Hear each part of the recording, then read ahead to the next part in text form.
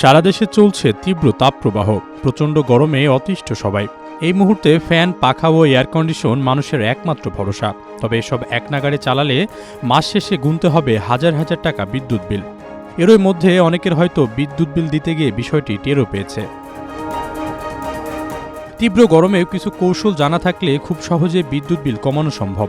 বাড়তি বিদ্যুৎ খরচ কমাতে চাইলে প্রথমে বাড়ির পুরনো সকল বৈদ্যুতিক যন্ত্রপাতি সরিয়ে ফেলতে হবে, কেননা এই ধরনের যন্ত্রপাতিগুলো বৈদ্যুতিক বিল প্রচুর পরিমাণে খরচ করে।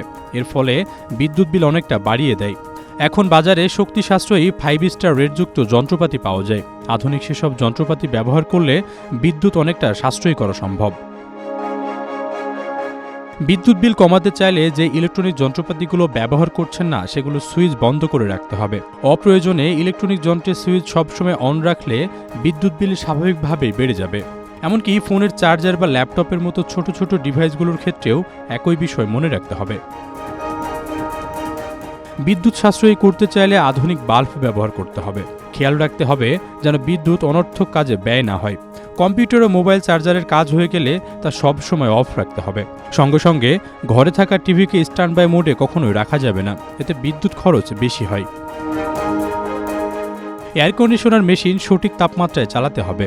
গ্রীষ্মে প্রায় সব সময় এসি ব্যবহার করতে হয়। এসি ব্যবহার করলে বিদ্যুৎ বিল বেশি আসে ব্যাপারটি তেমন নয়, শুধু এর সঠিক ব্যবহার জানতে হবে। এসি থেকে অতিরিক্ত বিদ্যুৎ অপচয় রোধ করার নিয়ম জানতে হবে।